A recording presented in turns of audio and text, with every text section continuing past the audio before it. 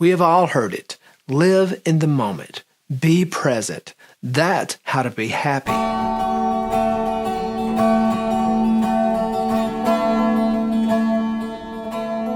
I know, we read it over and over, and we hear it a lot.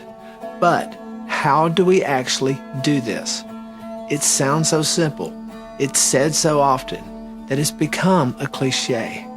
But it doesn't come with any instructions. I know I used to hear it and think, yeah, be present. That's great. Thanks for sharing, Yoda. But how? What do you actually want me to do? When we are not monks or living in a yoga ashram, how do we actually do that in real everyday life? It's a great question, and one I hear often. Living in the present is intimately connected with our happiness. So taking the time to figure out a strategy that works for us in real everyday modern life is time well spent. Essentially, for me, what being present means is that my mind is in the now, and the now is where my body is at the moment. So, if my body is doing the washing up and stacking the dishwasher, then my now is the washing up. That's the present. So it's appreciating the fact that I have a dishwasher, that it's something my grandmother could only have dreamed of, and that stacking the plates neatly inside is just a great opportunity and task to have available to me. If I'm out for a run, it's the now of my feet moving over the ground, and the sound of my breathing, and the feeling of my legs working, the noise of the wind in the leaves. That's the now. Not the feeling when I finish, the feeling as I am doing. Being present means doing the washing up and feeling the experience and not wishing I was doing something else and it was over. Being present means appreciating the fact that I can run and not wishing the run was over and done with. Being present means appreciating chatter with my best friends, not thinking, man, I have got so much work to do, and wishing the time away, but focusing on every word we exchange and listening, really listening to what my friend is saying.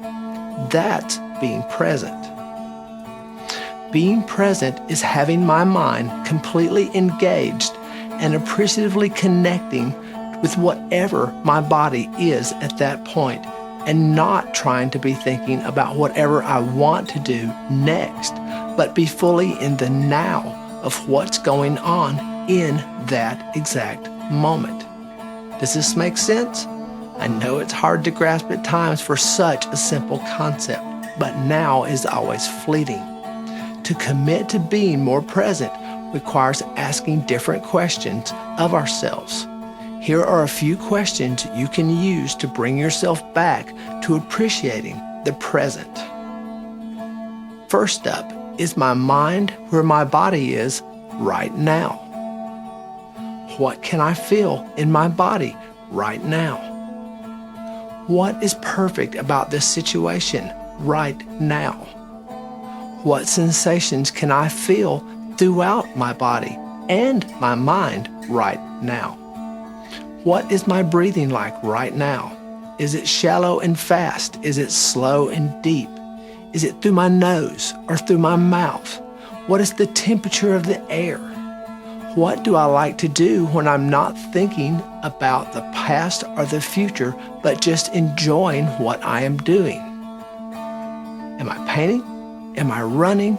Is it yoga? Do more of those things that put you in the now. So often we are waiting for one big thing to happen for us to be happy, to meet that right people, to be 10 pounds lighter, getting that promotion, buying that dream house.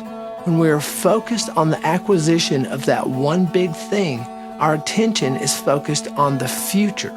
It's focused on what's next, and that's not happiness. Happiness is not something that is deferred to a later date. Happiness is now.